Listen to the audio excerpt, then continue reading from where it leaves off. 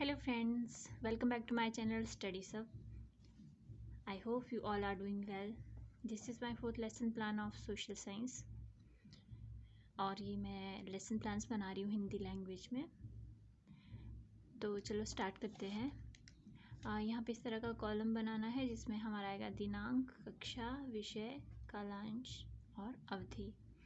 और यहाँ हमारा रहेगा उपविषय यानी जो कि रिलेटेड होता है विषयों से। तो विषय है सामाजिक विज्ञान, उपविषय है हमारा नागरिक शास्त्र और प्रकरण है हमारा मौलिक अधिकार। इससे पहले मैं संविधान पर भी लेसन प्लान बना चुकी हूँ। आई होप आप लोगों ने देखा होगा। तो नेक्स्ट इसके बाद हमारा है सामान्य उद्देश्य, जो कि हमारे रहेंगे विषय और विषय से रिलेटेड।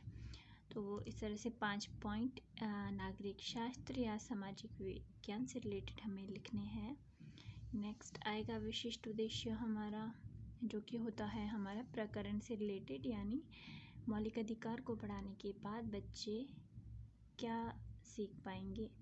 तो इस तरह से 3 या 5 पॉइंट्स इसमें लिखने हैं। तो मैंने लिखे हैं 3 पॉइंट, जिसमें कि बच्चे मौलिक अधिकारों के बारे में जान पाएंगे, अपने जीवन में प्रयोग कर पाएंगे और उसकी क्यों विशेषता होती है, क्या यूज़ है, वो बच्चे जान पाएंगे। नेक्स्ट है हमारा सहायक सामग्री, जो कि यूज़ होगी बच्चों को पढ़ाने के लिए। तो चौक, डस्टर, श्यामपट्ट। और नेक्स्ट है पूर्व ज्ञान की बच्चों को मौलिक अधिकार आप पढ़ाना चाहते हो तो बच्चों को क्या पता होना ज़रूरी है। बच्चों को पता होना ज़रूरी है संविधान के बारे में, उसकी सामान्य जानकारी हो बच्चों को कि होता क्या है संविधान। नेक्स्ट है हमारा पूर्व ज्ञान प्रस्तावना।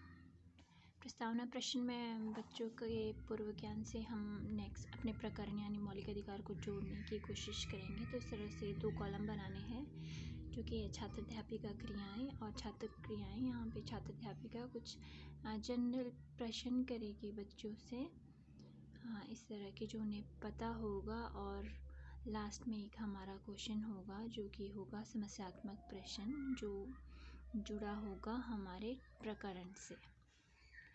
नेक्स्ट उसके बाद आता है उद्देश्य कथन।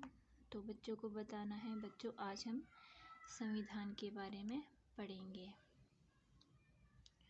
उसके बाद आता है हमारा प्रस्तुतिकरण यानी प्रेजेंटेशन। प्रेजेंटेशन में रहते हैं 4 कॉलम: शिक्षण बिंदु, छात्र अध्यापिका क्रियाएँ, छात्र क्रियाएँ तथा श्यामपट्ट कार्य। हमारा शिक्षण बिंदु है मौलिक अधिकार। यहाँ पे छात्र अध्यापिका बच्चों को मौलिक अधिकार के बारे में डेफिनेशन बताएंगी, ये क्या है, उसके बारे में व्याख्या करेगी। और यहाँ पे बच्चे ध्यानपूर्वक सुनेंगे तथा यहाँ पे कुछ श्यामपट्ट कार्य रहेगा। उसके बाद शिक्षण बिंदु में हमारा समानता का अधिकार कि समानता का अधिकार क्या है। यहाँ पे बच्चों को अनुच्छेद और अमेंडमेंट्स नहीं बताई गई है, क्योंकि ये क्लास 8th और 9th के बच्चे हैं। तो ये जो होती है हमारा +1 और 2 से स्टार्ट हो जाता है। तो यहाँ पे सिर्फ बच्चों को यही बताया गया है कि समान मौलिक अधिकार क्या है, समानता का अधिकार क्या है, इसी की जानकारी इसमें दी जानी ज़रूरी है। नेक्स्ट समानता के अधिकार के बाद है स्वतंत्रता का अधिकार। ये स्वतंत्रता के अधिकार के 6 बिंदु हैं।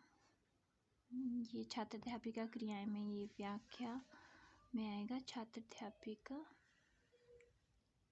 व्याख्या में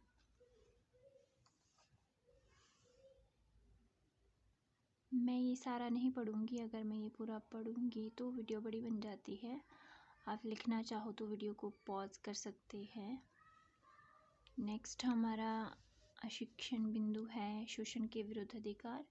यहाँ पे इसकी व्याख्या कर देनी है और यहाँ पे बच्चे ध्यानपूर्वक सुनेंगे छात्र क्रियाओं में। और यह है शोषण के विरुद्ध अधिकार। ये श्यामपट्ट वर्क में ये जो शिक्षण बिंदु है वही मैंने जो है श्यामपट्ट कार्य भी बनाया है। उसके बाद है धर्म की स्वतंत्रता का अधिकार, शिक्षण बिंदु, और ये है छात्र अध्यापिका व्याख्या। यहाँ पे बच्चे ध्यानपूर्वक सुनेंगे और ये श्यामपट्ट कार्य। और ये है आपकी संस्कृति, शिक्षा का संस्कृति एवं शिक्षा का अधिकार। तो यहाँ पे व्याख्या करनी है। और ये है हमारा, सभी बच्चे ध्यानपूर्वक सुनेंगे, छात्र क्रिया। और ये है हमारा श्यामपट्ट कार्य। नेक्स्ट शिक्षण बिंदु है संवैधानिक उपचारों का अधिकार। ये है छात्र क्रियाएं, यहाँ पे व्याख्या इस तरह से होगी। नेक्स्ट यहाँ छात्र क्रियाओं में से बच्चे ध्यानपूर्वक सुनेंगे। और ये है श्यामपट्ट कार्य। नेक्स्ट है हमारा पुनरावृत्ति प्रश्न, जो कि अभी तक जितना भी हमारा प्रस्तुतिकरण हुआ है उससे रिलेटेड रहेगा। नॉर्मल प्रश्न यहाँ पे पूछने हैं आपने जो भी बच्चों को पढ़ाया है। उसके बाद बच्चों का मूल्यांकन होगा। मूल्यांकन प्रश्न, बच्चे कितनी समझे हैं, कितना जान पाए हैं। नेक्स्ट हमारा रहेगा गृह कार्य। बच्चों को घर के लिए जो आप प्रश्न दोगे, मैंने दो प्रश्न दिए हैं। मौलिक अधिकारों का वर्णन करें। नागरिकों के लिए मौलिक अधिकार क्यों ज़रूरी है। तो आप अपनी मर्जी से प्रश्न बना सकते हैं। If you like my videos please subscribe my channel and like and share also. Thank you.